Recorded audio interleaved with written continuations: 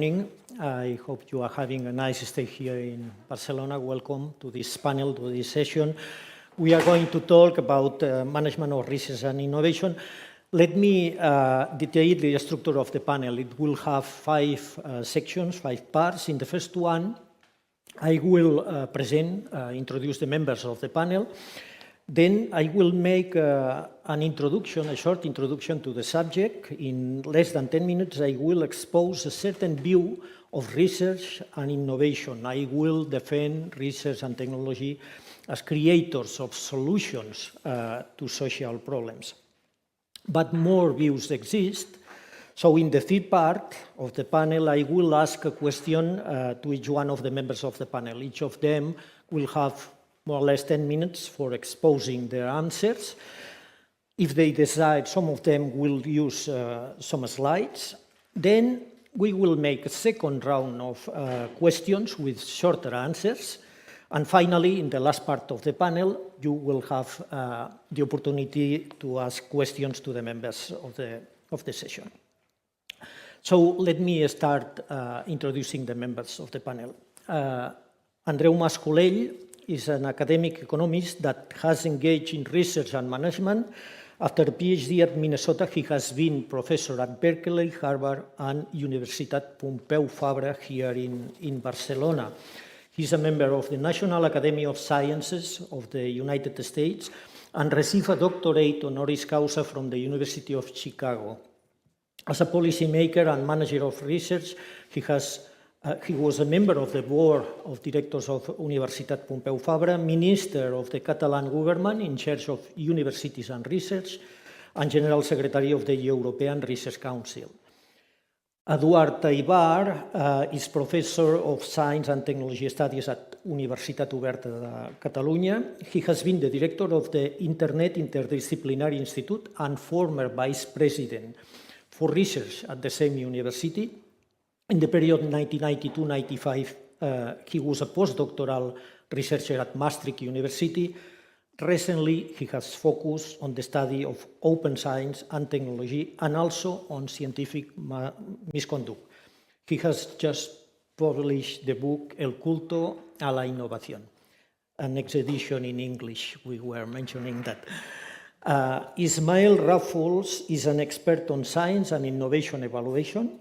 He is a senior researcher at the Center for Science and Technology Studies at Leiden University, and there he leads the UNESCO Chair on Diversity and Inclusion in Global Science. He received a Bachelor in Physics from the University of Barcelona, Master in Science and Technology Policy from SPRU in Sussex, a PhD from Tohoku University in Japan, and was a postdoc at Cornell. Before Leiden, he worked at SPRU for 7 years and also at Ingenio in Valencia for another additional 7 years. Diana Escobar is a biologist. She has a master in museology and heritage management and also has a master in information and knowledge society. She has developed her professional activity in the field of management of science and cultural projects in the public sector. She has led several projects on science and technology dissemination and cultural innovation through citizen participation. She is project coordinator at the Department of Science and Universities of Barcelona City Council, and she also coordinates the Citizen Science Office. So I go to the second part of my introduction with a short presentation. And I will need a presentation. I don't know if it is here. No. Please, if you have my presentation, just to show some slides, but no, not those ones.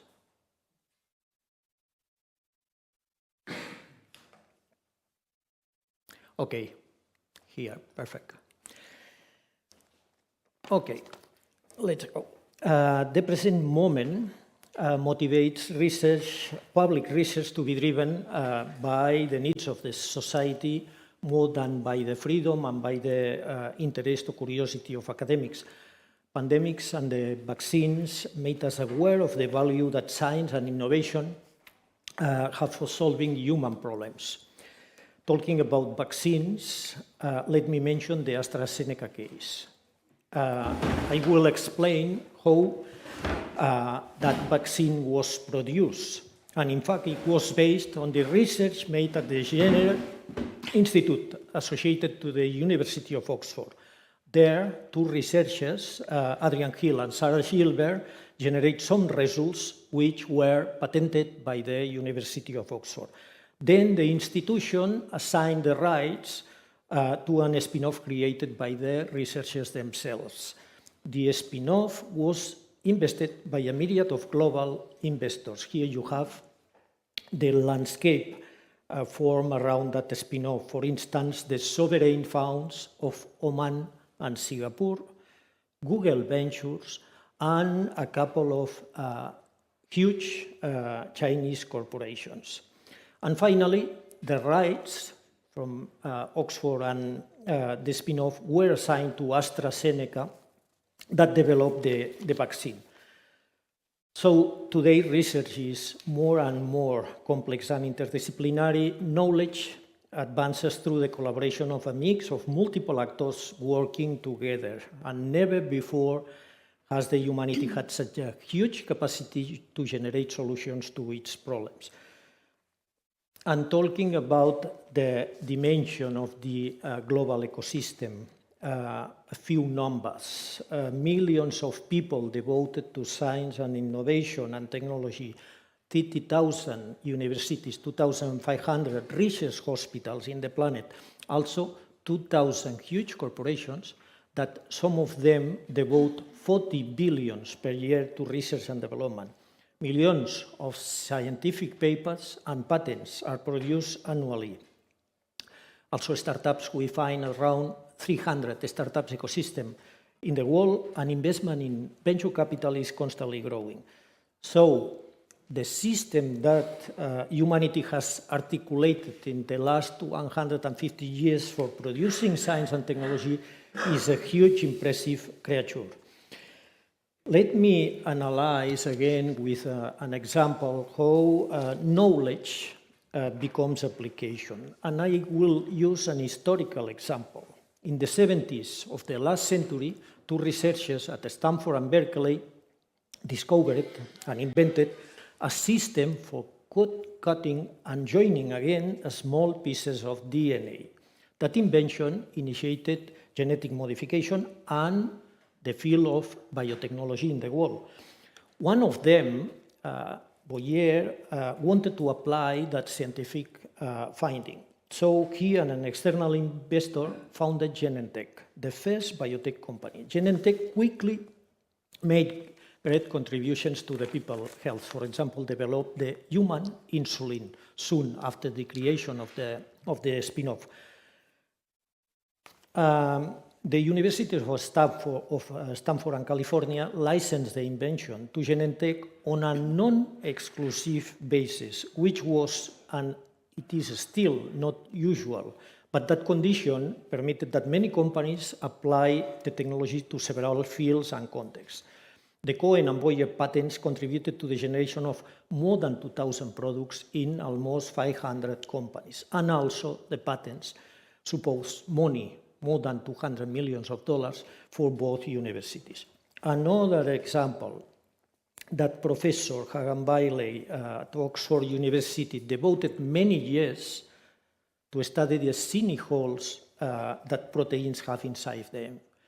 Doing basic fundamental research, I want to underline that aspect. But at one specific moment in his professional life, he thought that those holes could be used to detect the DNA that circulate, of other molecules that circulate among them. In 2005, he launched the spin-off Oxford Nanopore. 10 years later, the company was already a unicorn, and today is one of the global leaders in DNA sequencing. A few years ago, another important idea, the company built a production plant near Oxford that employs hundreds of specialized people. And Oxford Nanopore in my view, is one of the best examples for illustrating the links between basic research, technology transfer, entrepreneurship, and reindustrialization. So it shows how basic research generates industry. An Oxford nanopore, as you can see in that slide, is just one of the many examples of the many spin-off created by the University of Oxford. At the international level, the Association of University Technology Managers is the most important tech transfer association in the planet. It is composed of more than 3,000 people representing 800 institutions. And in the last, more or less, 25 years, the researchers that belong to those institutions have generated close to 500,000 of inventions and more than 100,000 patents. So, last slide, public research. The slide is not connected with the speech, just to show some presence that public science has generated for us, for the humanity.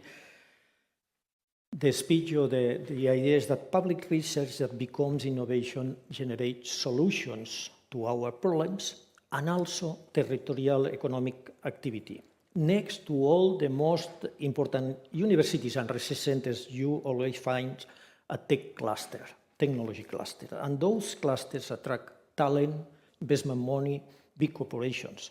So research institutions have a central role in creating economic and technological activity. This is a view of science and technology.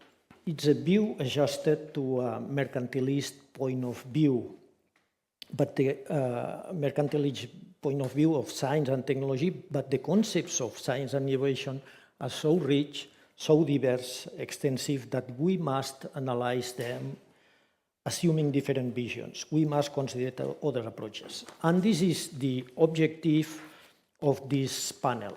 So, going to the third part of the session, we go to the participation of the members, the important part of the panel, the participation of the members. This has been a short introduction. So, let's start with Professor Andreu Mas-Colell. How is science and technology transfer organized? Is there a universal model? That one. I'm sorry, I will talk what I was asked to talk, which was to give a bird's eye look at how universities may evolve in the 21st century, and I will end up talking about what you just asked now, but I think it's good to have a bird eye. And you will understand that in 10 minutes, the bird has to fly very high. The main force changing the university in the 21st century is the evolution of technology, entering through two roads. One, the possibilities of online teaching and online learning, internet, and the second, the fact that the acceleration of technology makes absolutely ridiculous the idea that all your stock of intellectual capital can be acquired before you are 22. So the training in life, the necessity of recycling, shouldn't be called recycling. The necessity of continuous education will become absolutely central in the 21st century. When you go to the doctor, you will have to ask the doctor or check the doctor what has been the training he has had in the last years. If he hasn't had any training in the last 20 years or in the last 10 years, go to another doctor. So that's the main, to me, is the main axis of change. There is another one, which I could also say that it depends on technology, but that will not be useful, which is the lengthening of the lifespan, which accentuates the need for continuous education. Anyhow, we are already there, so let me begin with this birth eye of what may happen in the 20th century by defining three pure models of what could be the university of the 21st century, understanding that the reality will be a mixture of the three, but those are pure ideal models. The first will be the logic of teaching. What would the logic of teaching lead to? I don't think that teaching and research is essentially, has to be essentially in the same institution. So let's think now only on the need of teaching and the logic of teaching. To my mind, the logic of teaching has one question that will have diverse answers. And I don't think there will be a universal answer. One is, will universities cover education from 18 to 100 years of age? So will continuing education, retraining, reskilling be part of university responsibilities or not? I think there will not be a universal answer. It will depend on each country, on each region, on each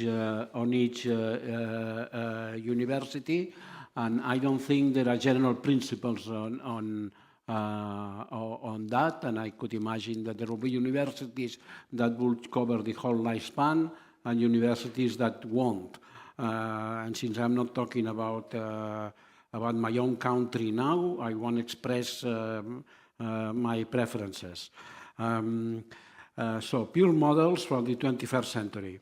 The first is the limit of the possibilities that internet gives. That is already given rise to the virtual, I'm sorry, let me make a preliminary. I have not yet read this book, but I got 2 days ago, and I think by the index that it's an interesting overview of new experiences of universities in the 21st century. I leave it here. It's Penpraise and Picus, the new global universities. If you want to take a peek, I leave it here.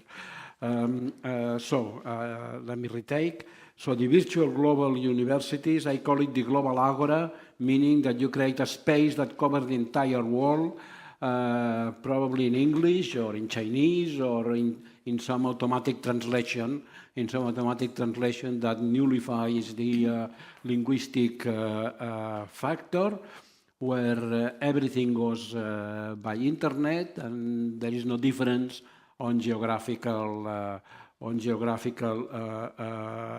locations, and in fact there is no concentration of professors. Professors are all over the world, and maybe the official headquarters or the address where it is registered may be Malta, or some place around the world. No, there won't be any university exactly like this, but some will approach this. Some will be brand new, but many will be evolution of current brands which already have a strong leading positions to develop the virtual global university. It's happening slowly, though, for the established brands. That's one. The other, which in a sense is the polar opposite, will derive from the fact that face-to-face contact has educational value. I cannot elaborate on that, but let's accept that. This is so I call it the liberal arts type university. But I say liberal arts, and I don't mean only humanities. It could be engineering, etc.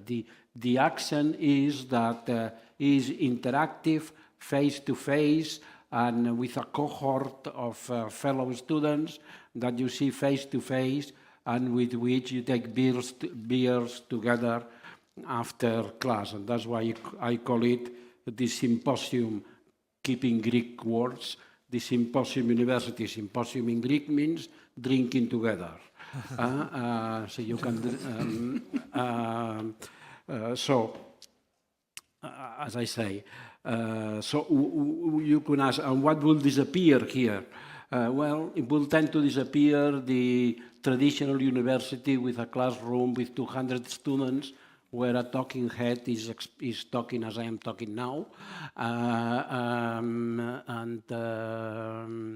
and there is no interaction among the students and the teachers. I am not saying that the liberal type arts university will not have a magisterial conference once in a while. It's good to see eminent scholars in the flesh, but I think this typical traditional course will tend to disappear, but not the liberal arts type university. What does it all mean? Well, all this has economic challenges.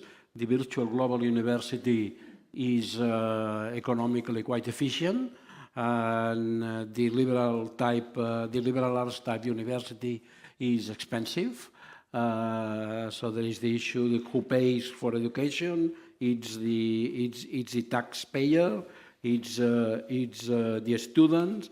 If it's the student, is it through scholarships or is it through loans which are returned later? All those are central issues which we will not solve now.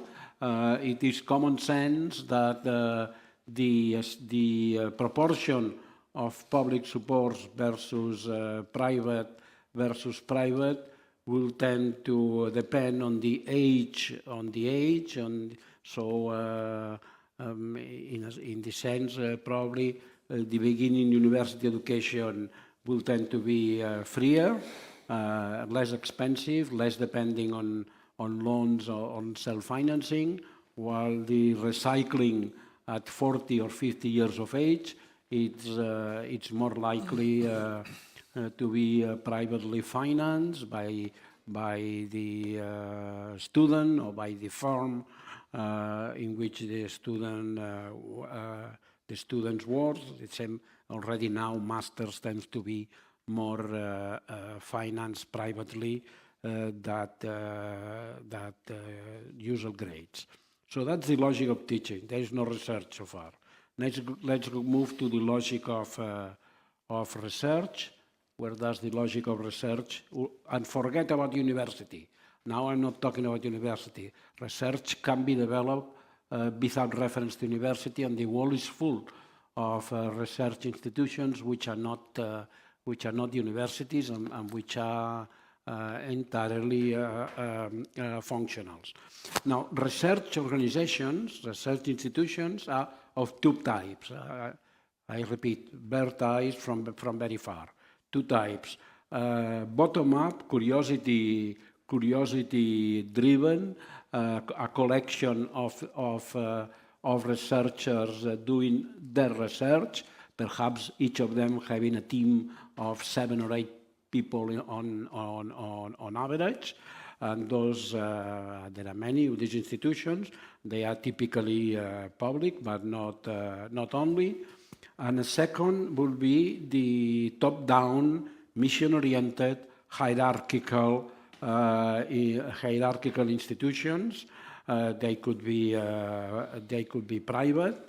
They could be corporate research centers, or there may be public. There may be the ITER in Cadarache, or in the past could be the Manhattan Project. Very hierarchical. An anecdote. At the time when I was in the ERC, the European Research Council, we had a puzzle. Why did the private firms, the big corporations, not apply very much to ERCs? So the startups, yes, but not. They fully qualify. They can apply. So we gathered them and had a debate, and it wasn't clear until, at least in my mind, until IBM Zurich told us the following, said, we are taxpayers, and therefore we we use and we appeal to any public support that we can get. But it is extremely uncomfortable for a private corporation to have employees that have their own money. And of course, it is obvious that it doesn't fit together. So there are these two types of institutions. Both will tend to have a solid face-to-face nucleus, because the value of personal interaction is very important on research. Again, the symposium effect. And the question is, can the logic of teaching and of research be merged? And the answer is yes. And the merging of the two logics is the research university, which will be the third pure type I'm talking about. The pure online, the liberal arts, and the research university. How many minutes do I have? You have. Is the last slide, I assume, so you can go on. Yes, well, okay. The research university is very alive, and in my view, has a lot of future. Why? Because of several reasons. One, because research links naturally with training and education. Researchers have students, they are teachers, they are natural teachers. And besides, the co-location of teaching and research generates economic and intellectual synergies. Even institutions which are legally independent of universities, the Fraunhofer, etc., tend to locate next to the universities because of these reasons. So it is very natural that they join together, sometimes under the same management, sometimes not. Another factor is the need of research infrastructures makes scholars to gather together to teach or to do research, because they have to use these infrastructures. If we go to the history, probably the first university is 800 years ago, emerge, I'm inventing this, emerge in part because they needed a library.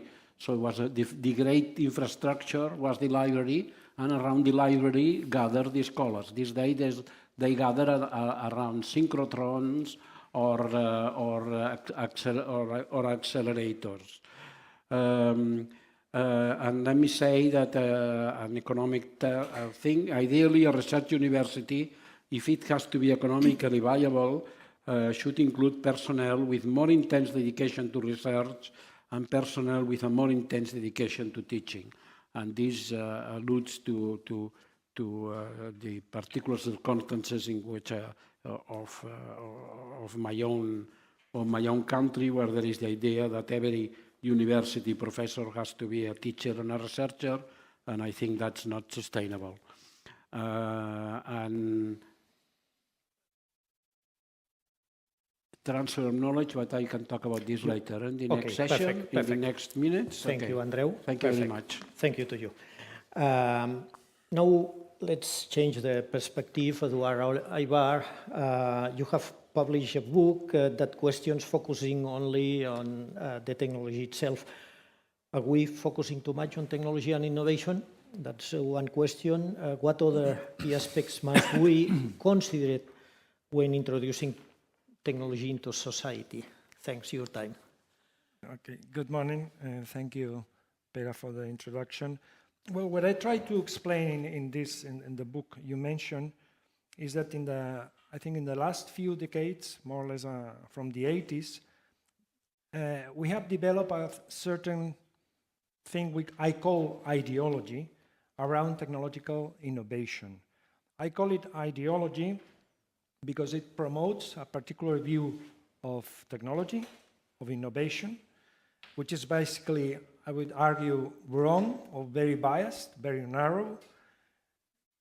And second, because this view of technology is often used for justifying some very important changes in present social institutions like education and science, which, as you know, happen to be the core activities of universities. Because innovation, from this ideology point of view, has been turned into a kind of imperative. So, like any other ideology, it changes meanings, it changes the way we see things, but it has also important practical effects. From this point of view, from this ideology, innovation is usually understood as a synonym of technology. So when we talk about innovation, we mainly refer to technological innovation, and when we talk about technology, we tend to refer to innovation. But they are not exactly the same. This is what I'm going to argue in the first place. And I'm going to mention two big important differences between them. First of all, there are many innovations which have nothing to do with technology. This seems quite obvious, but maybe it is not so. Democracy was a political innovation. Schools, universities, education is another social innovation. There are many others. These kind of innovations have really nothing to do with technology, with artifacts, at least in principle. You could argue that the present discourse on innovation, the imperative on innovation, agrees with that, since there is talk about social innovations. But when we do take a closer look to these social innovations, what are called social innovations, you would see that many of them have a technological basis. So they are in fact technological innovations, or at least have a very important technical component. But this is a minor point. The most important point is that technological innovation is just one aspect of technology. It is maybe very important, but there are other aspects of technology that are also very important for any societies. Besides the creation of new technology, technologies have to be produced, built, they have to be repaired, they have to be maintained. Maintenance and repair are in fact extremely crucial for most technologies, from roads and dams to computers and mobile phones. And one last aspect that is very important in technology is use and users. So the social effects of technologies depend heavily on the way they are used and on the number of users they have. Now, if we take all these aspects of technology, innovation, production, users, maintenance, repair, you would see in any of them very different social and geographical landscapes. So they involve different people, different countries, and different places in the world. So the point of view you take to look at technology changes a lot depending on what you put your focus. No? My point is that many of these aspects of technology, production, use, and maintenance, remain in a secondary layer or almost invisible as long as we focus only on innovation. And this has important consequences, especially in education. When we see the university degrees, the present university degrees in engineering, most of them are aimed at training innovative engineers. So if you take a look at the marketing campaigns of many universities, they like to stress the innovative character of the engineers they are going to train. But it has been estimated that only a minority of employed engineers are engaged in innovative practices. Most of them, around 70% of engineers, are working on maintaining and supervising already existing technological systems. So their task is to keep technologies working and in good conditions. Another problem when we identify technological innovation with technology is that the discourse on innovation, this present imperative on innovation, places our attention mainly on sophisticated and complex technologies, most of them digital-based, what is often called high technology. Now, my point is many crucial technologies in present societies are not high-tech, and they are not even new. Some are very old. I have already mentioned roads, dams, but there are also sewer systems, clavegueras, many other infrastructures which are not very sophisticated, but are essential for social life and for economic reasons. If we visit, and this is an example a British historian of technology puts, if we visit any exhibition or read a book on the most important innovations in the 20th century, we will surely find airplanes among them, among the top ones. But it is also quite sure we won't find preservatives, condoms. And I mean the latex ones that were invented about 100 years ago, more or less at the same time that airplanes were invented. But from the two, and this is the question this historian puts, which one has been more important, more socially relevant, not only taking into account the number of users, but the social effects on health, populations, and social habits. So it is not always, and this is his point, it is not always true that the more sophisticated technologies have more social impacts. The second problem with this ideology of innovation has been phrased as technological solutionism. Some years ago, it was called technological fix. It's the idea that any social problem can be solved through technology, and combining with my first point with basically sophisticated technologies. For instance, let's take global warming. Almost every expert on energy agrees that carbon dioxide emissions have to be reduced. But there are also a few scientists and engineers who think we can also build huge sophisticated solar shields to be placed a few million kilometers between the Earth and the Sun, so we can lower the heat coming from the sun and then keep our present rate of pollution. This kind of research is real, is not science fiction, is not a joke, and it is funded by many countries. It's called solar radiation management. This example may be too extreme, it is really extreme, but the impact of technological solutionism on research, together with this imperative of placing technological innovation as the main objective of scientific research, may have other important non-intended consequences. One is rather obvious. If we press scientific research to be more oriented towards innovation, we are maybe favoring research with short-term results.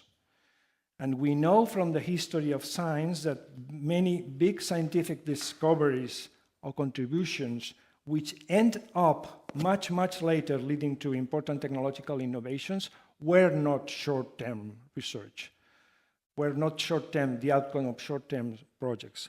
And on the other hand, the emphasis on technological innovation can also change the very nature of research in many areas. For example, in biomedical research, maybe we are going to favor the design of new drugs, which are of course necessary and very important, instead of research on preventing diseases, which also is very important.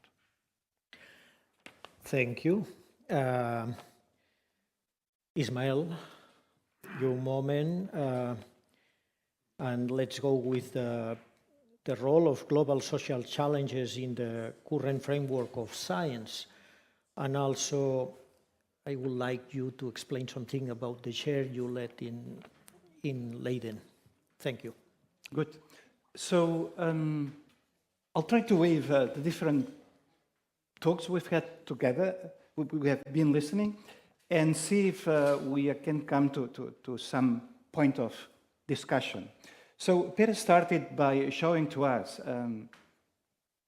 the social contributions of innovation. We are here in the Global University Network for Innovation, and the context in which we're having this discussion is this idea of the United Nations, in which we have sustainable development goals that need to be achieved. And we are told once and again that universities should play a key role in addressing these goals.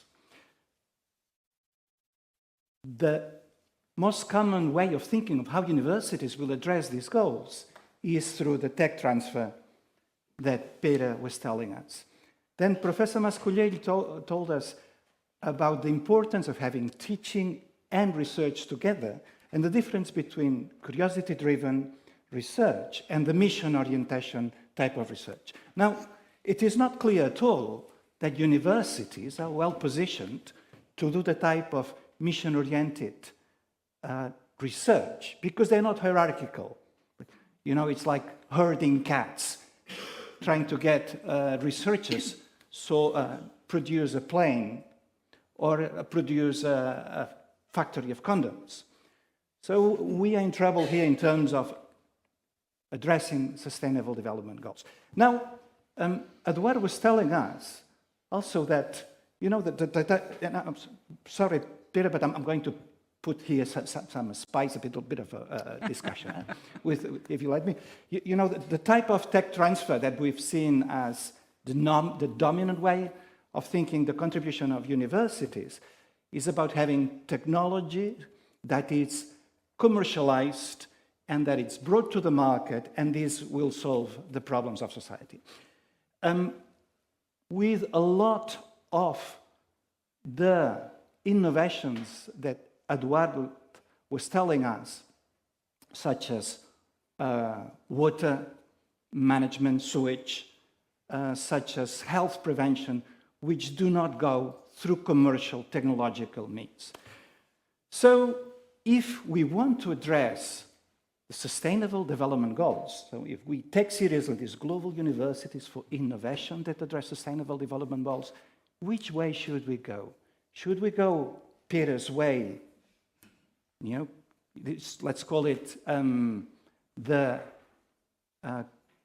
it's sort of the Californian or Boston way of doing. In which you produce spin-offs that are going to produce fantastic vaccines, fantastic devices, which will solve the global problems?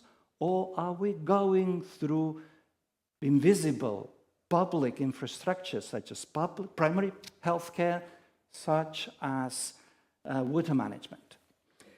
And the question I'm going to pose here is that universities should think about what type of contents, what type of knowledge they are teaching, what type of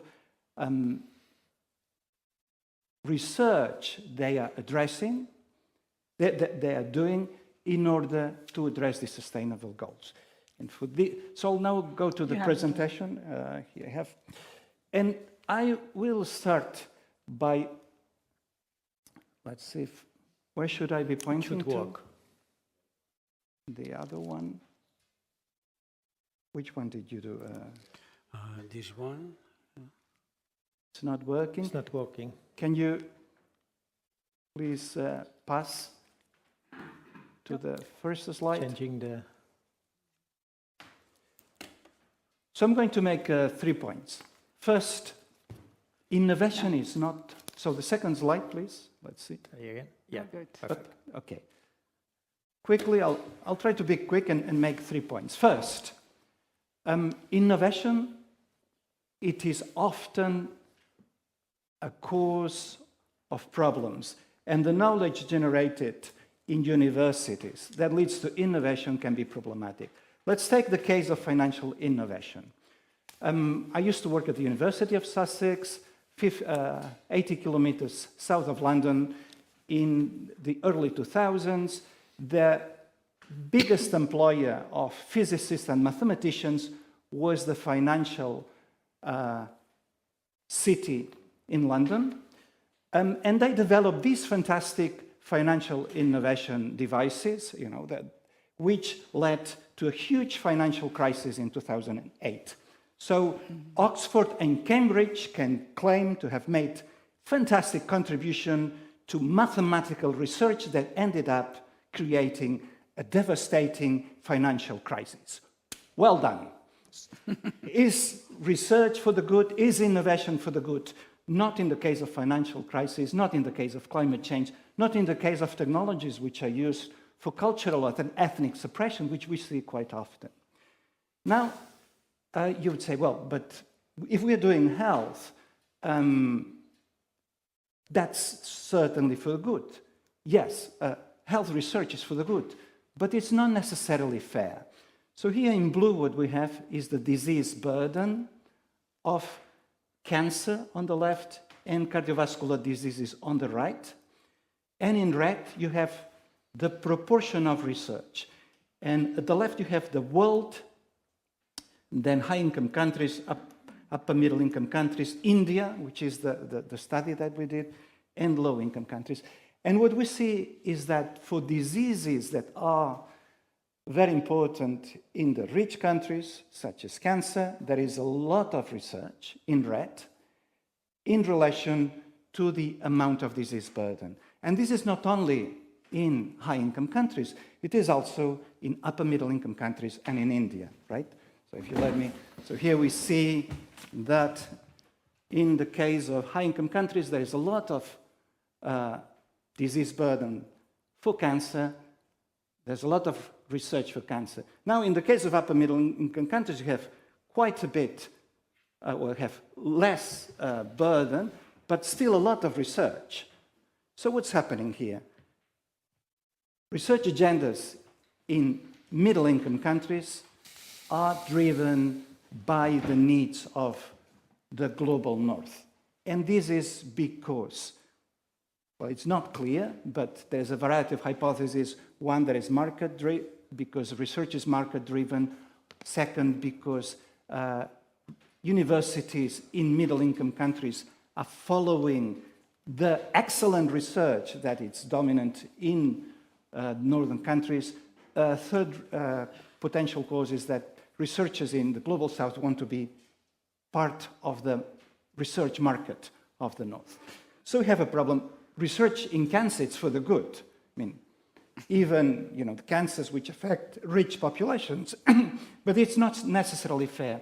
If we look at diseases such as cardiovascular disease, malaria, Chagas, we have the opposite. There is very little research in relation to the high disease burden. So research is for the good, but it's not fair. And the third point is that research can be for the good, but not necessarily appropriate. So here we have the example of podoconiosis. This is a disease, a neglected tropical disease, which happens when you walk barefoot on soils which have some minerals. This happens in Ethiopia and Cameroon. Now, we had colleagues at the University of Sussex that were studying the genetics of this disease. They did a very transdisciplinary project with geolocalization.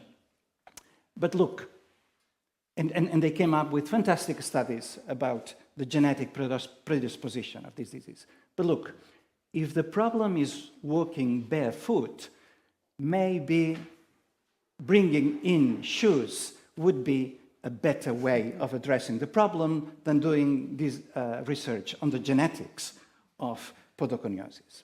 So the research that comes from this high technology ideology that Professor Aibar was pointing out is not necessarily bringing in the better solutions. So what do we have then from this problematic? What we see is that there has been a shift in the way we have been thinking in the last 50 years on how the research system, including universities, contributes to society. After the Second World War, there is the vision that you would produce basic research, this would translate into technology, and this would lead to economic growth, and this would lead to well-being. Now, this was questioned in the 80s, and in the 90s, we ended up with the current model, embraced by the OECD, for example, and the OECD is already shifting, actually, in which there was this emphasis in the interactions between universities and private companies, so as to bring the new knowledge through technologies into the market to address societal issues. Now, what we have seen in the last 30 years is that this works for a variety of issues. It works very well for cancer. You know, pharmaceutical companies are putting lots of money and doing very important contributions in addressing cancer, and that's fantastic. But it does not work for many other issues. Climate change, Chagas, dengue, where there is not a market, there is not an articulation of the knowledge into solutions that can address somehow the global challenges, the sustainable development challenges. And universities, for good or bad, I do not know, and that's also part of the discussion, are being asked to solve the problems that the companies are not addressing. And the discussion is, should universities really be the source of the innovations that companies are producing successfully where there is a market, but they are not producing where there is not a market? In health prevention, in climate change, in water management. I do not know. But if we believe that universities should be part of the answer, then we have to move from the second model to the third model, which is, well, look, in order to try to address the Sustainable Development Goals, it is important for universities to recognize that not all knowledge leads necessarily to innovation that is positive. So some research lines are not going to be socially good, and we should be careful about this. So if Cambridge University is transferring knowledge to Cambridge Analytics, which is a company that then goes and does rather problematic contributions to social media, then we should be thinking what are the values in this chain in relation to, and this relates to the discussion yesterday by the rector magnificus, the former rector magnificus of the University of Amsterdam, putting values in the center of university. In order for the knowledge universities to be successful, it is important to think about the context, to ask the question, what type of problem we are addressing, where, who is doing it, for whom, attention to the diverse type of knowledge, not just the technological knowledge, as Eduard was mentioning, but the knowledge that is in society. To be aware that there might be different views in society, and therefore, universities should also have this plurality of views. That was also part of the discussion yesterday. And I think tomorrow there's going to be Professor Moles Gallard, Tatiana Fernandez from the Catalan government, who are going to discuss then the articulation of how universities cannot bring about this innovation alone, but they need to make configurations, right?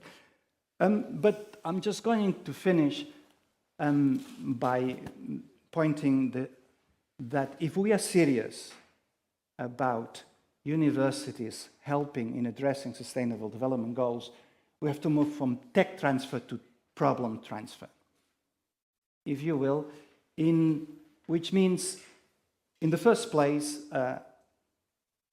having universities which are much more socially inclusive, that are capable of interacting with many different types of societal actors in order to listen to the needs, to the aspirations, to societal demands. And second, that are more epistemically diverse.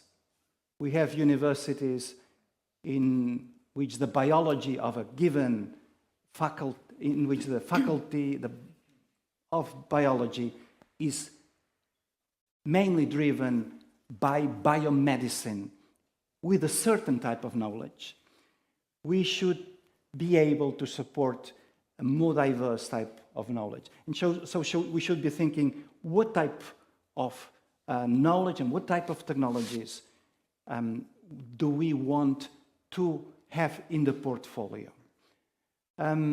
So I'll finish.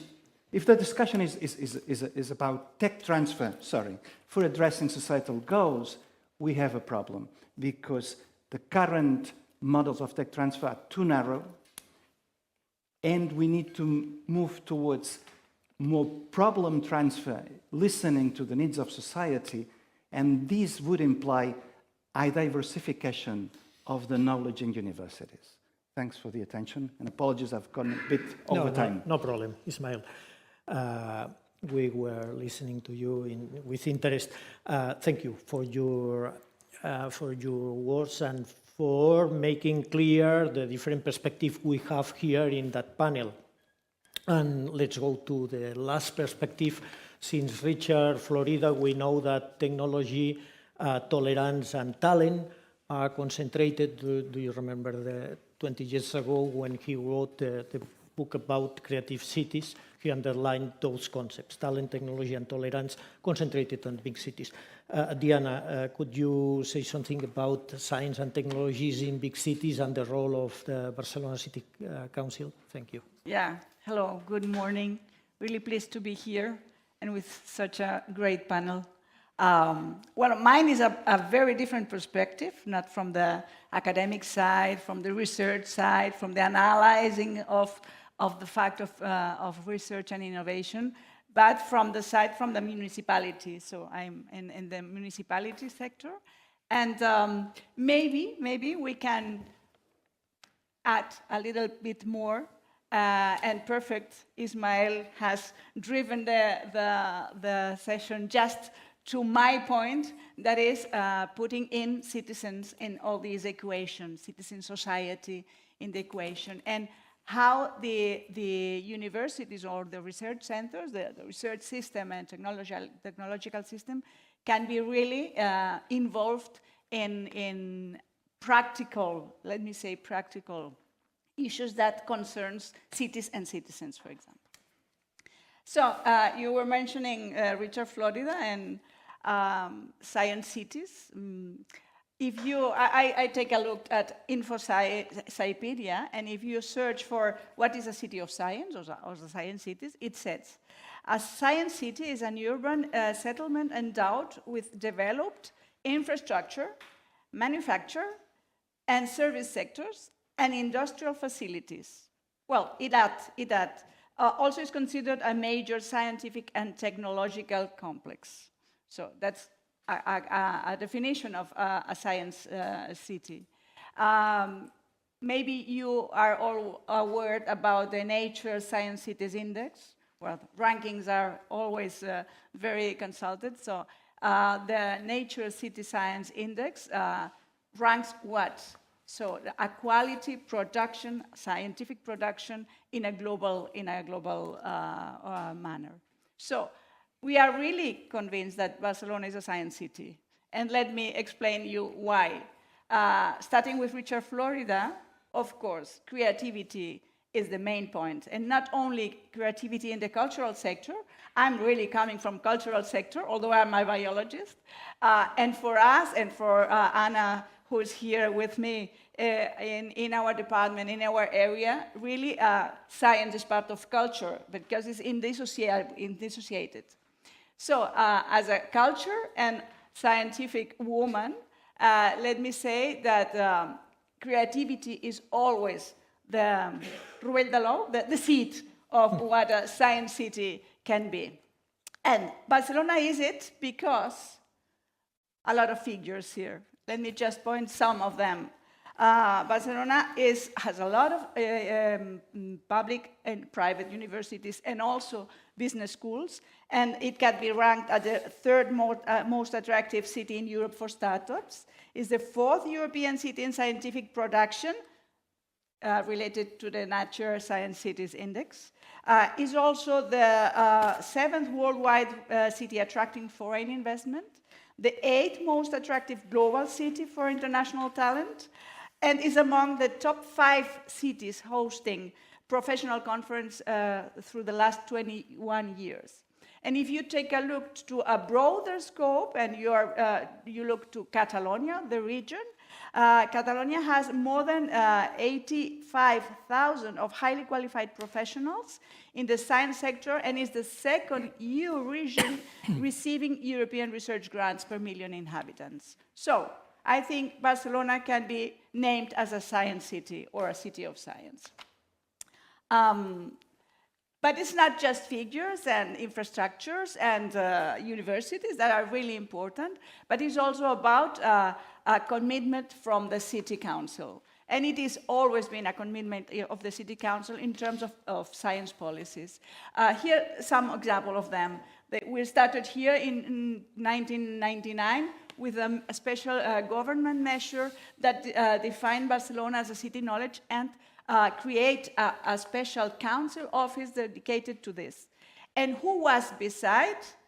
A catedrátic of a university. So the relation is always there. For example, in 2007, the city council declared Barcelona a year of science in Barcelona, the Barcelona Science. It's the seat of what we are now doing. It's a very important part. It was a huge program all year long from very, very different activities on knowledge and science dissemination, of course, for all the publics. And more recently, let me point out that 2020, there is a plan, a science and universities plan, who was organizing all the policies, scientific policies and universities policies of the city in Barcelona. In this respect, on your left, you can see the 4 axes that were stressed and pointed in this point. One related to be a city of science in Europe, another one related to research to address urban challenges, that's very important. And here, universities were a very important part. We have also scientific culture for and with citizens, and also science, art, innovation, and society, creativity again. But for me, the more important is citizens were at the center. And here, our counselor at that moment was who? A very academic and catedrátic person who was also always thinking about this relation between knowledge and society with the mediation of the city council.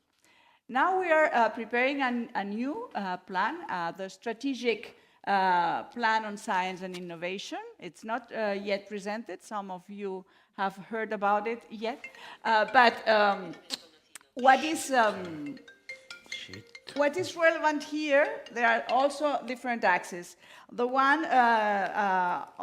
related with research, of course, in terms of consolidating the city as a research pole of excellence, promoting public-private collaboration and fostering innovation in strategic sectors.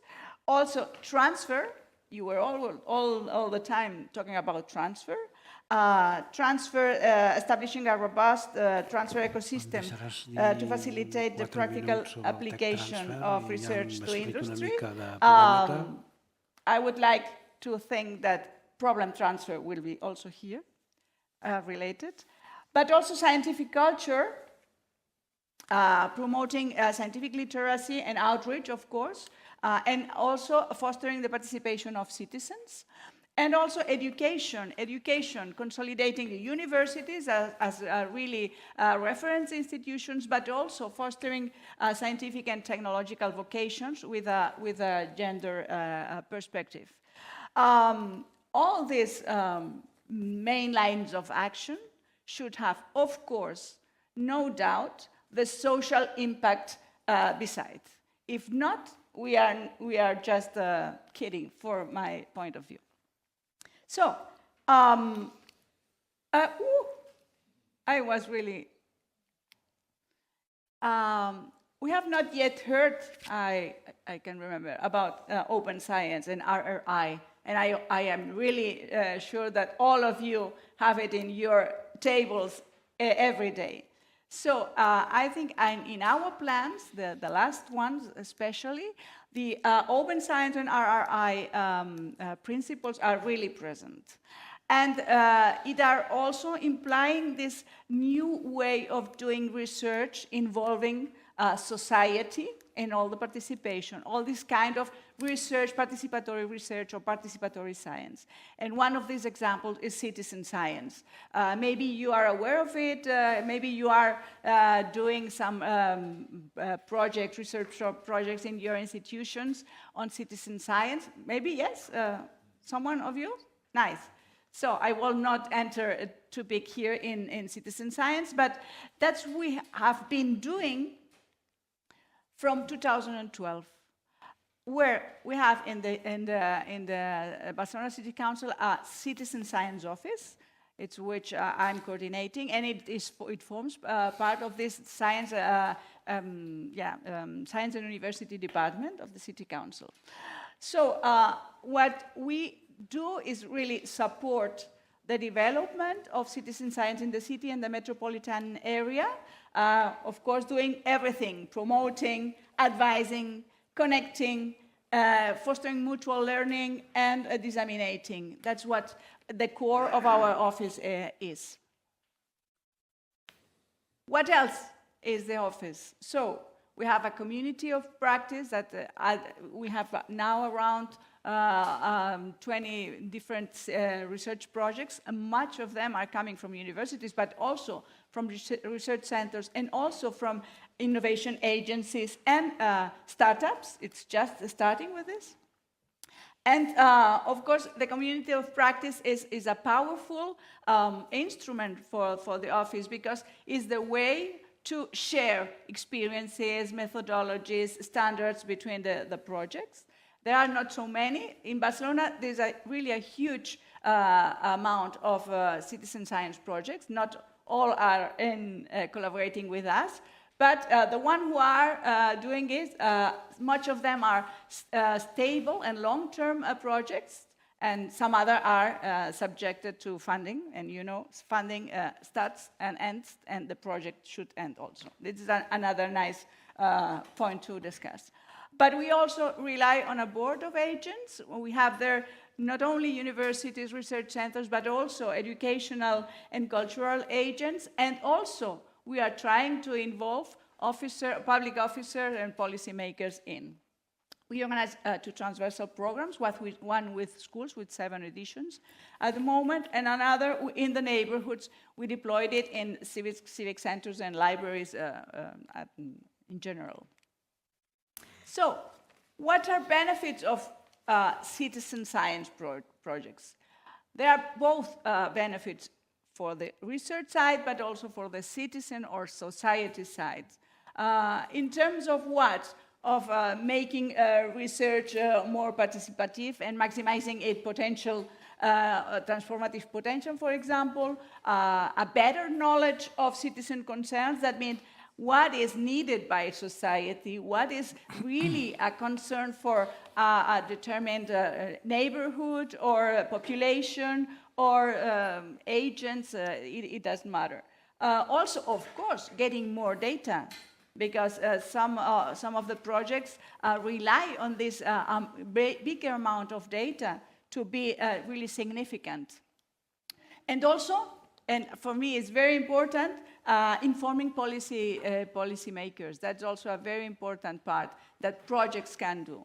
But also for citizens, of course, and for me the most outstanding benefit is to reinforce awareness of society about challenges, environmental, but also health challenges or societal challenges. And to be part of a thing, to be part of the research process, but also part of the solution proposal. That's also very empowering for me. It's very empowering. And just to end, what is our future of vision of the office? Well, continue articulating. We are just articulating agents and stakeholders, different stakeholders. We have the scientific community, we have the community of practice also, we have the citizens in our projects and our programs, we have the public administration, always have the public administration, but public administration is not yet so aware that being part of the research process is very important. So we have a very big and challenging task to do in terms of that. And also try to foster transversal programs that would be ideally co-created between citizens, administration, and research or researchers in order to have these three approaches. And thank you very much. I think it's everything. Thank you, Diana. Now we should go to the fourth part of the section. Let's change a little bit in the sense that I will give to you 3 minutes per each one. And we had planned some questions, you know them. You can use the questions or just to give some additional ideas that you would like to give to the people here. Andreu, you wanted to mention something about technology transfer? No, I was going to talk about transfers, but let me change a bit and also a bit reactive to the previous talk. Let me make 4 points. One, it is my belief that in a world which is going towards 9 or 10,000 million people, we'll need a lot of science and technology to make that world viable, if you take into account climate change, etc. So yes, science and technology will be key to make a viable world. Second point, it's not exclusively science and technology. Science and technology will not solve geographic or other kinds of inequalities. The vector to solve, attenuate, or whatever inequality will have to come from political will of some type or another, and the vector pushing for this is independent of the vector pushing for science and technology. And yes, inequality, attacking the inequality will imply much higher transfers from north to south, and in particular, part of those transfers will be to attend to the differences in health issues, for example, and worrying about infirmities and health problems more specific to poor countries. Third, if universities and if there is a segment of research which we all agree should be curiosity-driven, we should be very careful on prior vetoes to lines of research. I suppose it makes sense that funding agencies should not be funding chemical research on how to kill masses of people. I mean, there are research projects which shouldn't take place. But I don't see how one can discourage to study stochastic processes because somebody down the line may be active in the middle of a financial crisis, and this particular tool may be deleterious, especially to take into account that financial crisis already happened in the 18th century, or it's although then also the mathematics of the day were relevant because in the financial markets you calculate a lot, so you cannot eliminate calculating. So let's be careful on the universities, on determining what curiosity-driven research allows and what curiosity research does not allow. And the fourth point that I would like to make is a bit of a practical point. Universities have, for whatever reasons, have a stock of knowledge that they have developed. What should they do with this stock of knowledge? I think there will be a common agreement that if there is knowledge, it's good that it gets to society one way or another. And from this point on, nothing is completely clean. An approach should be free, simply. Should be published and free.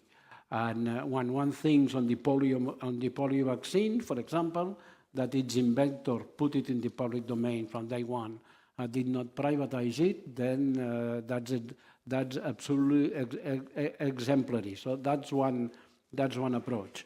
But as I said, nothing is clean. What happens with that approach? Of course, you make it free, and then the further development is appropriated by a private firm, which, as it happens with the vaccines, etc., is appropriated by a private firm that makes a lot of profits and does not pass anything on to the developers of the vaccine that may have had social aims, more social aims than the private firm. Of course, in the case of polio, you can say for the developers, the most important thing is that got access to people as quick as possible. It didn't matter if on the way the shareholders of a few business make lots of money. The priority thing was that got to the people. But you can see the problem.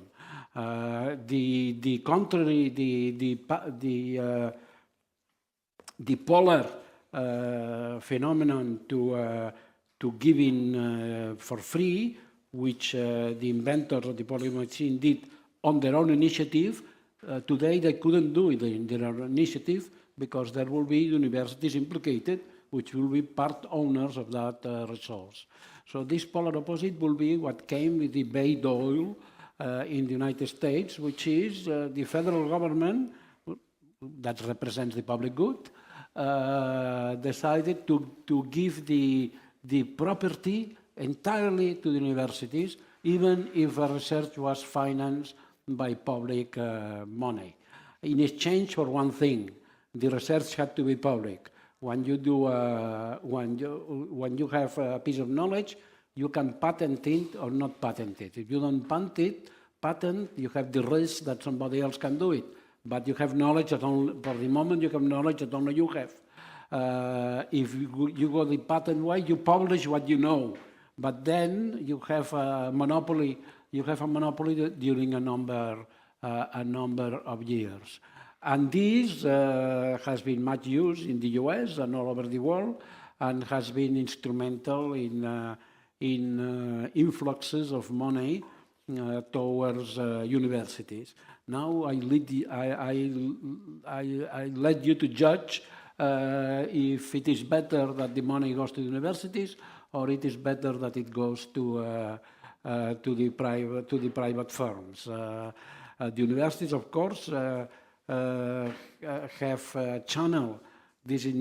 Have had to this entrepreneurial activity doesn't fit well with the curiosity-driven spirit and the collegiality, and many times the public law that dominates universities.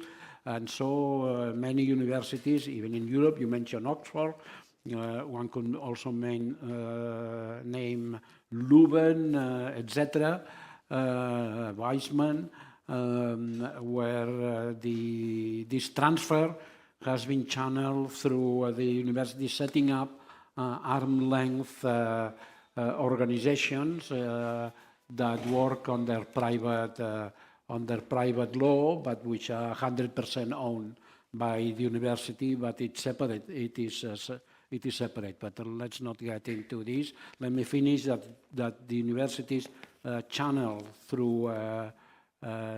knowledge through the economy, basically to three means.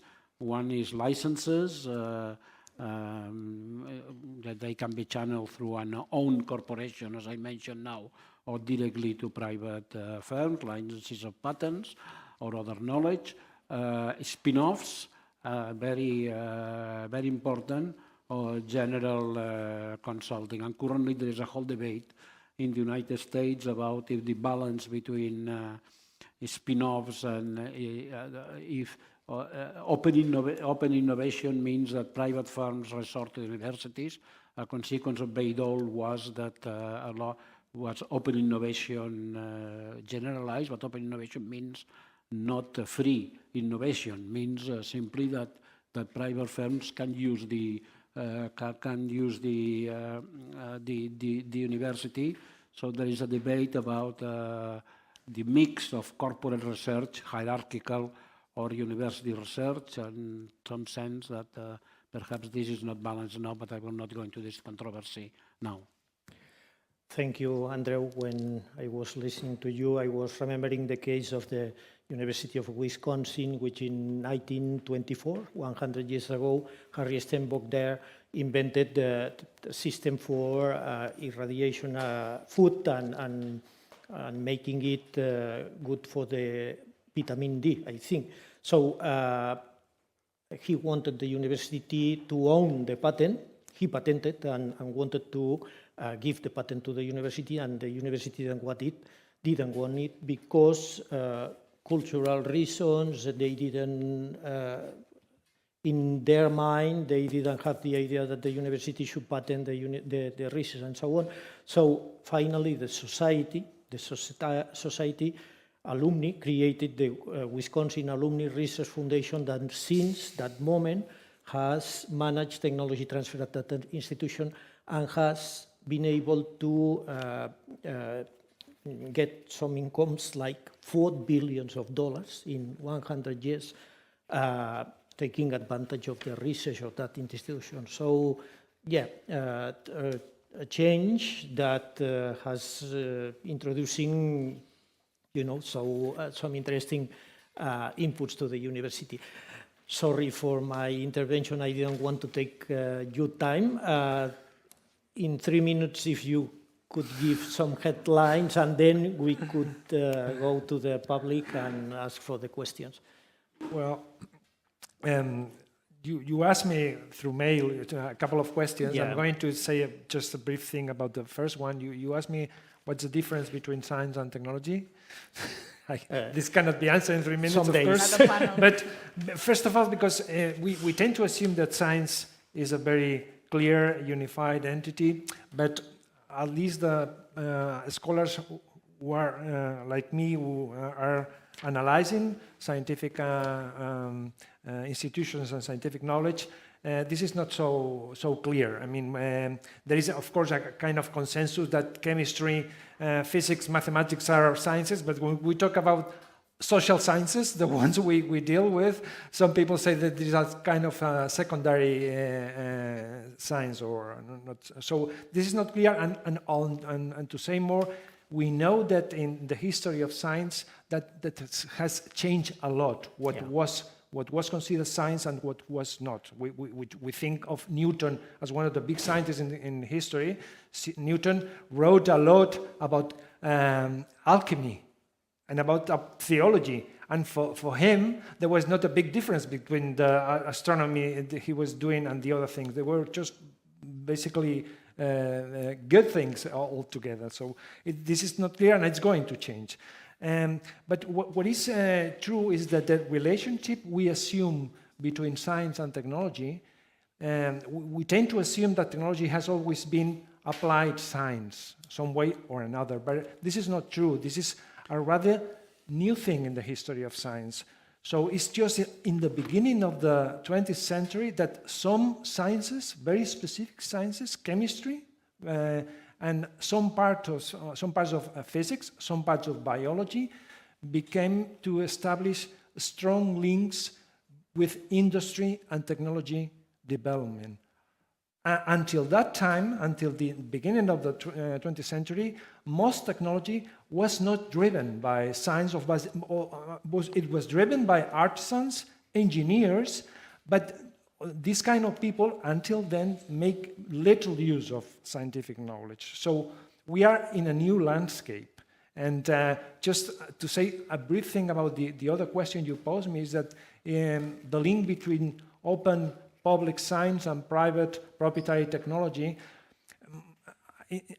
my answer is to question this link, because as Andreu Mas-Colell just said, there's not a clear, they're not a clear boundary. So a lot of science today, one could argue that most, at least 2/3 of present R&D activities are private, are funded by private companies.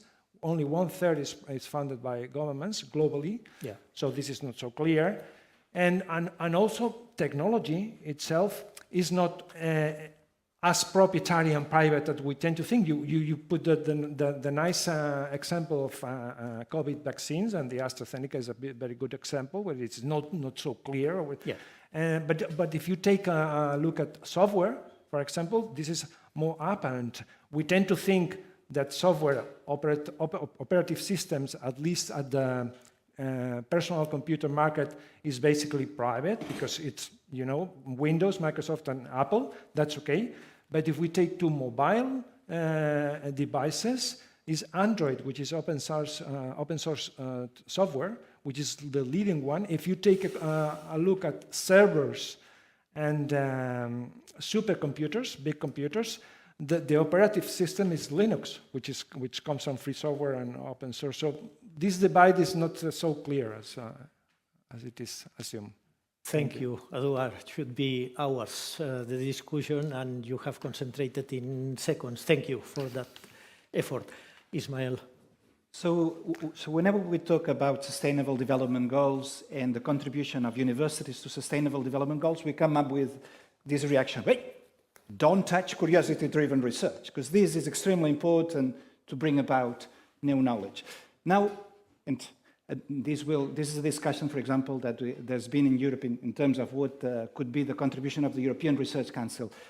So here I would like to ask, but if you look at the type of problems that self-proclaimed curiosity-driven research is addressing, you see that it's not random. So curiosity-driven research happens in mental health. We did a study for the Swedish government about mental health, right? So in some countries like Spain, mental health is focused in the biomedical area. In some countries like Sweden, is much more in the public health. When you look at curiosity-driven research, it tends to be much more on the biomedical area.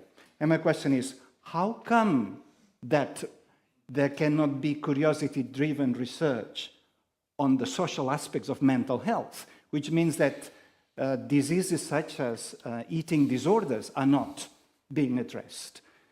And part of the problem is, I believe, the evaluation system.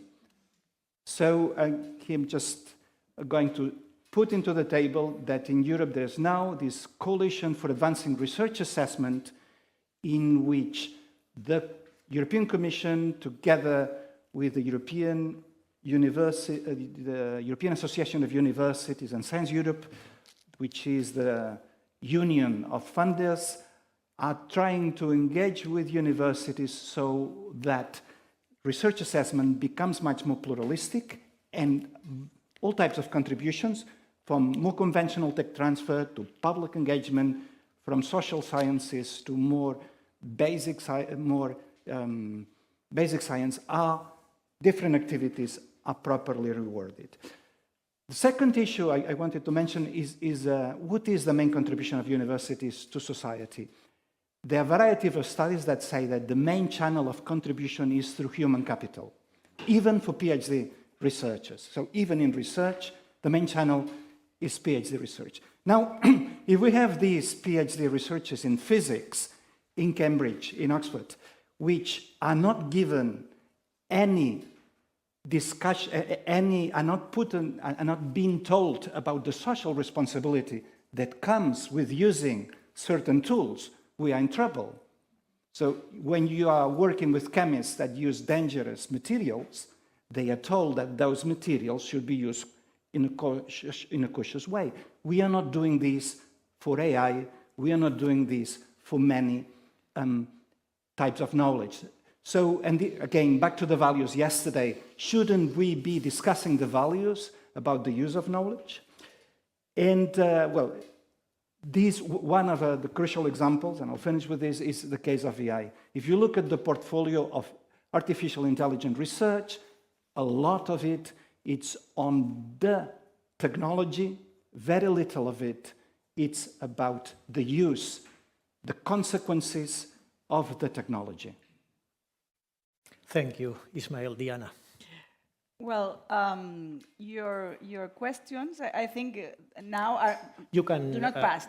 But let me recover a couple of things you all said. One is equity. I think it's a very important factor in all equations. But talking about education and in research, it's fundamental, of course, because creativity-driven research is good, of course. Creativity, we are talking about creativity before, but equity is also on the table. So if you are very creative, doing new research lines, but you are leaving beside a very big part of the population, maybe you have a problem in terms of being a human being. That's one point. So equity is very important, and I think a kind of research like participatory research can try to put a little bit focus in this part of the equation. But also, and related with equation, is the human and social and knowledge capital. It's very important. So I think the society goes on and goes further because it's a social and human and knowledge capital. So one thing, and let me mention one thing that the City Council is doing, I hope, with relation with this, is a very nice program called Prometheus that is fostering that underdeprived children, young people in the schools, in the public schools in Barcelona, can reach the university because they are coming from contexts very difficult contexts. In their homes, their family has not had studies, so don't understand that they can and they want to go to the university or to follow the normal education process. So it's a nice program that tries to connect this kind of young people who wants to go for their normal school to go and to access to the university. And of course, it is not all of them succeed, of course, but I think it's trying to put really the effort in connecting both things to give people the capacity to arrive and to connect it with the knowledge system. I think it's let me say just this. Thank you. Thank you for your effort. You have concentrated many ideas in few minutes. And your time, you were deciding to have your moment. I am sure you have questions. So please, in the order you desire, who wants to start those 20 minutes we have for questions? Oh my God. Oh, thank you. And then another one here. Thank you. Thank you. I had a couple of them and then... Oh. Yes, excellent. Thank you. I had a couple of observations and I'm very happy about the last words by Ismael because he catched up with lots of things I wanted to highlight. I have the feeling we spent a lot of time in this session talking about patents and IPRs and this kind of knowledge valorization, but actually if we look at science and what of it is innovation and what of it is technology and what of it can be patented, and what of these patents is really used in the world, and what of it is part of university spin-off ecosystem. So this is just a very small slice of the world of science and innovation. Sorry to say that, but this is reality of numbers and of whatever. And I wanted to come back to what Ismael said about what's the highest or the hugest innovation from universities. That's this human capital. So this is this combination between research and education. And I do not agree with this separation of careers. People are doing both. And this doing both, research and education, is enriching itself. The one is enriching the others. And this is our potential in the future of society, in the future of economy in the next years and tens of years. And I think one major issue is what Ismael was addressing with Coera, and these as disadvantages on the career of people, because people who are doing both and trying to combine both as good as possible, so research and education and international efforts and cooperation, they are having disadvantages on their own careers because they're not focusing on such kind of publications or such impact or indicators and patents. They are trying to work for the society of the future, and we are shifting the problem from the institutional level to the individual career. So those people doing, yesterday we had a discussion about interdisciplinarity or multidisciplinarity, they are leaving the problem. They are staying with the trouble that this has problems with their careers. And I just wanted I'm really passionate about it, and that's why I wanted to bring it in the discussion, because I feel it gets lost. Do you want to? Let's leave. There was another. I think we. Yeah. Well, there are several questions here. I don't know if you want to. Okay, we go to the second question and then take the answers. I'm Paulo Speller from Equatorial Guinea. We're trying to put forward a new university in this very small country, which is the second university. And it's meant to be an international university for the Central African region. And I was thinking, when Professor Andreu was talking about research universities, teaching universities, and I was thinking, what is the mission of this new university, the Afro-American University of Central Africa? Is it going to be a teaching university, or can it be a research university? What we're trying to do in the last 4 years, it's a very young university, is to associate the university with northern universities in the US, in Europe, in Latin America, so that we can work together, because we have something that all of them want to use. We have a natural laboratory, which is the Congo Basin. We don't have the traditional laboratories and so on, but we have this natural laboratory, and they all want to come, and they're coming, and they are there for the last at least 10 years doing research on their own. They don't take us, they don't take care of us, they don't, when I identify them, I've been there for 2 years now, I identify them around the university, because the university is right in the midst of the forest, and I saw those researchers there, PhD researchers and their supervisors and so on. Then I invited them to the university, and I said, what are you doing here? I come from the university, Morgan State University, from Pennsylvania University, from Louisiana University, from somewhere in Spain, etc., etc. Then I said, let's work together. So that might be the model, and that what Guni inspires us in the sense that we could build networks whereby we can put together what we have, which is very different. Because what we have to think as well is a little bit inspiring in the city of Barcelona experience, which is not directly related to that, but what you're trying to do is how to involve schools, how to involve the citizenship, and so on and so forth, which in principle have nothing to do with science, but they do have, because they are the future scientists, the students, and so on and so forth, and the city needs are to be taken into account. So I think that we should think in a third model, which would combine research and teaching universities, especially in the South, whereby we can put together what we do have all in networks or networking universities, something like that.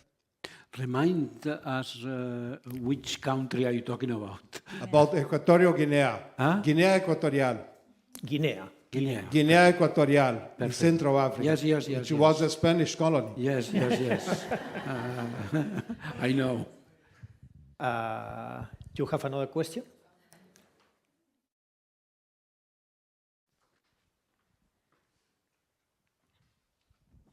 All right, thank you everybody for the nice presentation. My first question is related to the online learning and on-campus learning. We see that the lines between formal education and informal learning are increasingly blurring and not very clear.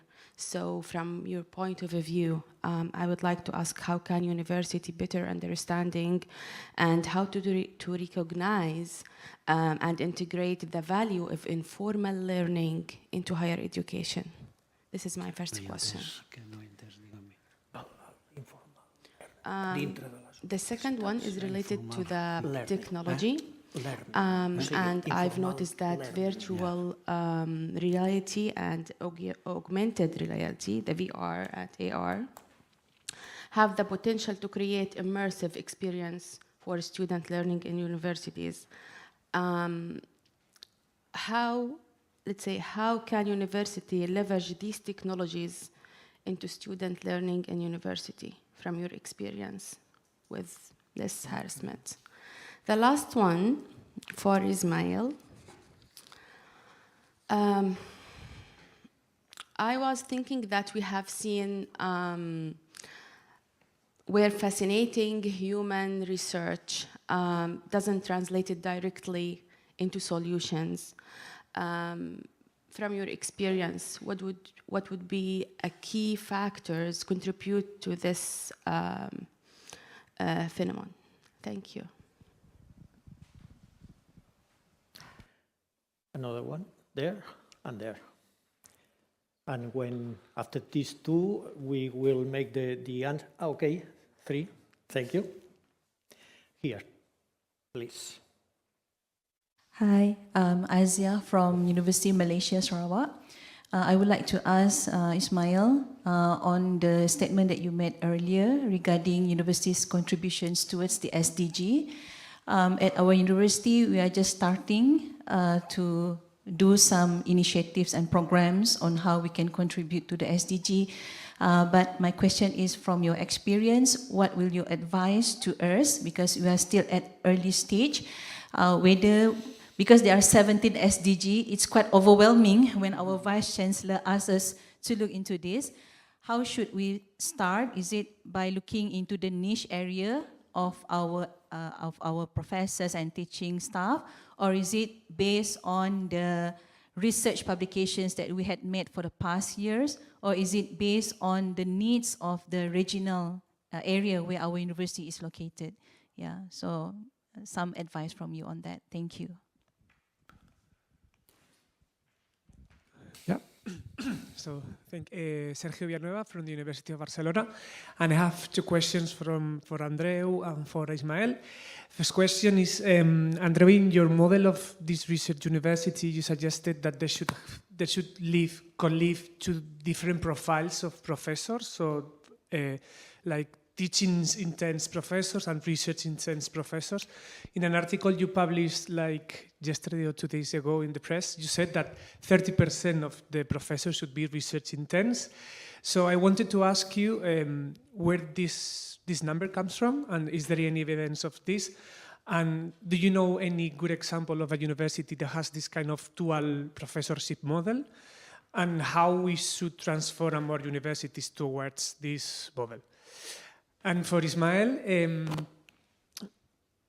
you spoke about this that this innovation is not always leading to good social results, and that this is because we are not evaluating good how this innovation is performed and how this innovation is recognized in our careers.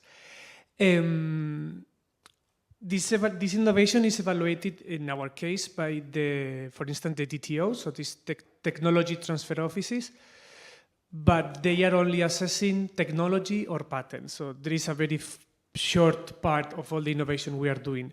So the question is, how should we transform the TTOs or the transfer offices, and which other kind of structures can we incorporate to these offices? For instance, science shops are a good way to connect society with science, so science shops should be included in these transfer offices, or how should we transform these structures in order to evaluate good this innovation we are doing? Here, please. Will be the last one. We will have another opportunity, perhaps. Hello, this is Beren from Yeditepe University, Istanbul. Great presentations, a lot to reflect on, so thank you. My question is for Diana. I was amazed by the great job that you've done. I was wondering whether there are any toolboxes or models that you used, because it's really difficult to put all that stuff in action. And also I wanted to know if you have any collaborations or partnerships at the regional, national or international levels. Thank you. Thanks to you. Okay, Andreu, Okay, please. very quickly addressing on informal learning.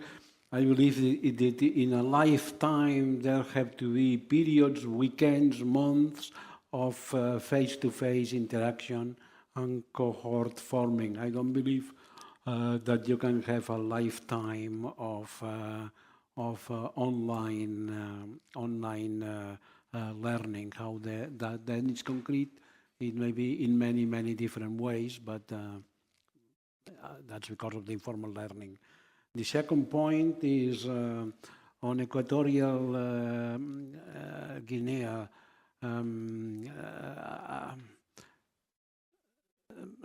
Let me say the following. Spain owes a lot to you. The city of Barcelona owes a lot to you. For many years, the main attraction in the zoo was a gorilla, albino gorilla that came from Guinea Equatorial. So use it. And so you will have lots of receptive people willing to help your project.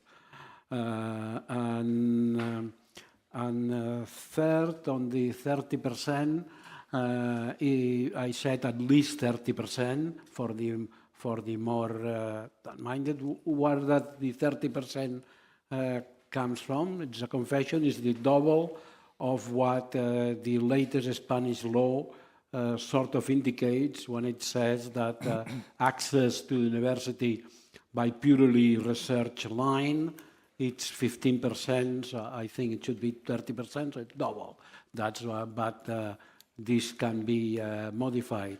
As for examples, the model embodied in the last Spanish law is absolutely extreme.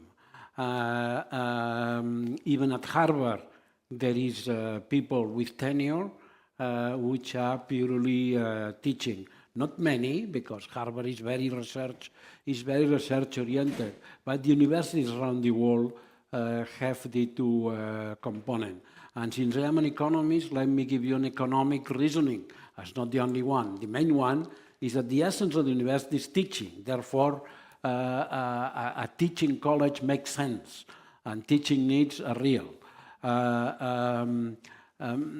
But the economic reasoning is you will not be able to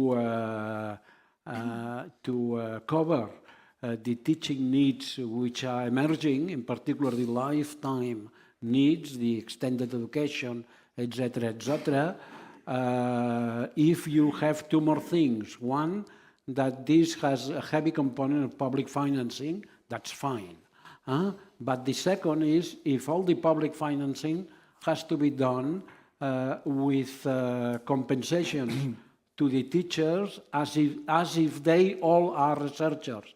It won't be possible. It won't be possible to cover the, for example, the practical training that the digital society will need with teachers that have a salary much better than the salary of the middle of the middle education, no? Catedráticos of institutos, etc., because they are supposed to be doing research.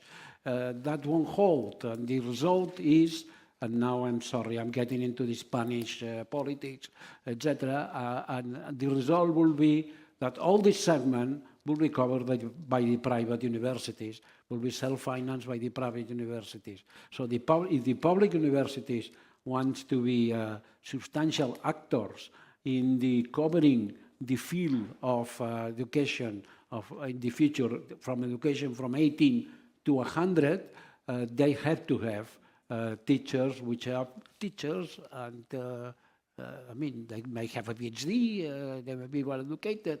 There is nothing substantial that says every teacher has to be an intense researcher. You can modulate what I'm saying by saying that every teacher should do some research and every researcher should do some teaching. And I will accept that. Thank you. Ismael now. So there were a couple of questions related to universities for SDGs and for in terms of solutions. So I will start with what I see as extremely problematic is the rankings on SDGs. So I think, is it the Times Higher Education that now has a ranking of universities according to SDGs? This is extremely problematic. That doesn't work, for sure.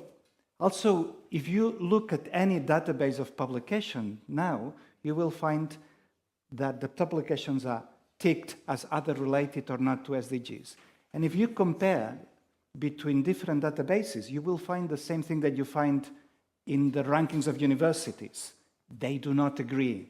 They only agree in one paper out of 3 about what is related to an SDG or not. And why is that? Because, as Professor Mas-Colell was saying, universities do not deliver solutions, and SDGs are about innovation in society. Universities create knowledge which other organizations may mobilize, but there's no silver bullet for the type of problems that need to be addressed in terms of SDGs. So what is the advice? I would really, and I don't think anybody has a solution, but the intuition is really starting by your own needs in your area with consultations in the way that Diana was proposing. I mean, it can be through the City Council, it can be through other organizations. Tomorrow there's going to be a session on how the Catalan government is trying to develop this in some of the counties. And that's a potential model of how to do it for some particular area.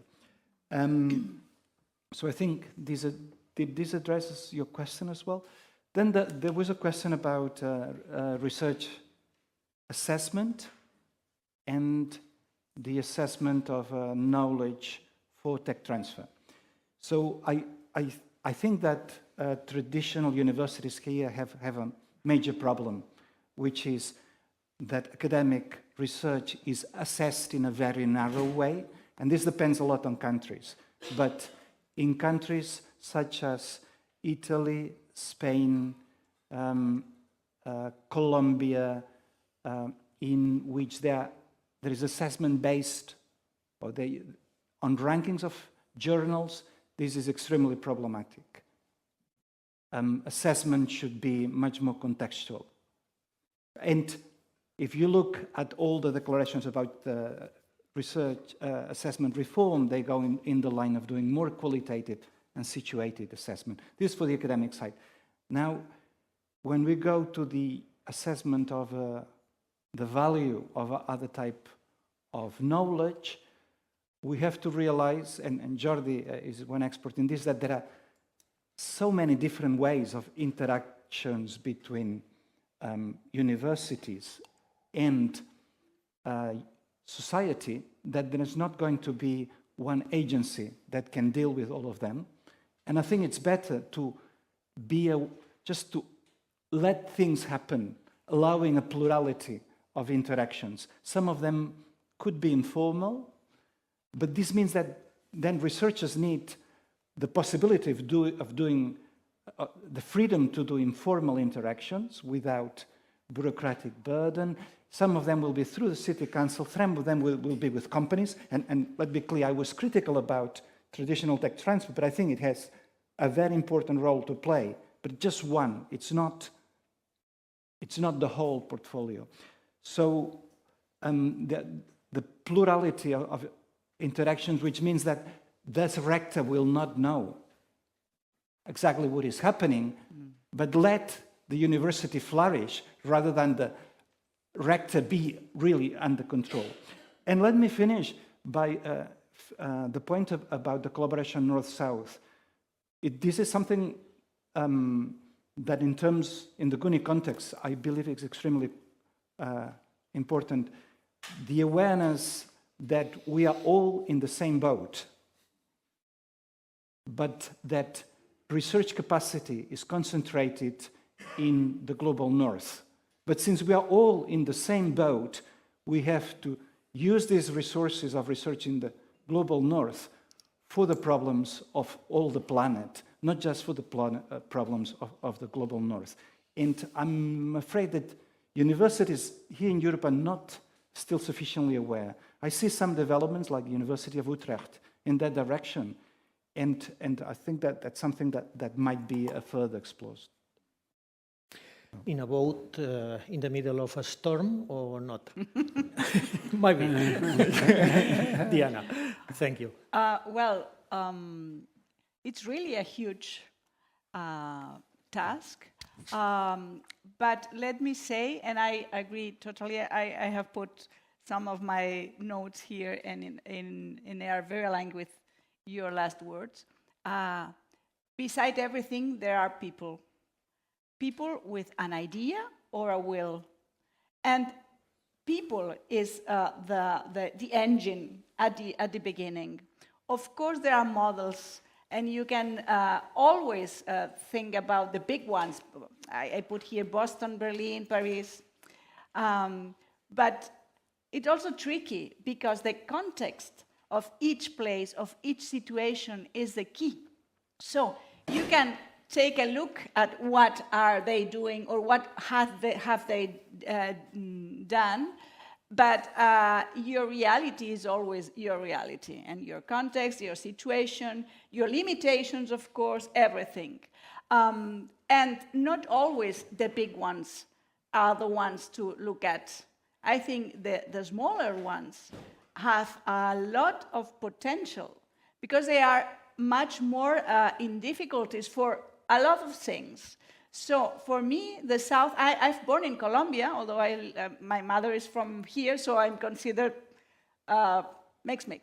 But I think the South, if we can say it, the South, for me, is just a global word, is very creative. So sometimes you have to look to others, not the big ones in the North, but others, because solutions are really very creative in many things, in many contexts, in many cases. So you have to look at others. And for that, the network is the key. Because in the network, you can find all of other peers, of course, other cases, and other models also. So I think the network is the key, and people are always in front of things. I'm not I'm talking about me, but also of me and of Anna, and I'm sure of any of you that are here today with this willing to go further. So people and human capital is the key. Eduard, you want? Yes, there was a question on online learning, and my answer is going to be very close to what Diana just said. I've been teaching in a 100% online university here in Catalonia for the last 25 years, and we are pressed. We have a lot of pressure in my university to introduce sophisticated digital tools in our teaching. We don't do talking head, lectures in the standard way, but still, and we do use a lot of technological devices, even augmented reality. But when we ask students what they value the most, the main singular item they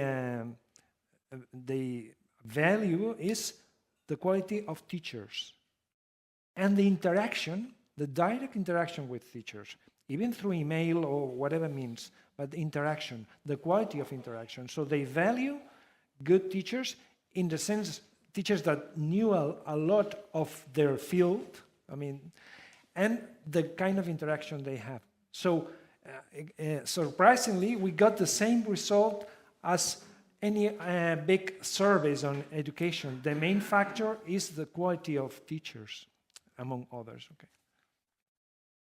People. Okay. People. Thank you. Thank you very much. Richard Florida said that talent is concentrated in big cities. He should have specified that this week talent would be concentrated in this room, in this summer school in Barcelona. Thank you for being here. It has been a pleasure. Thank you.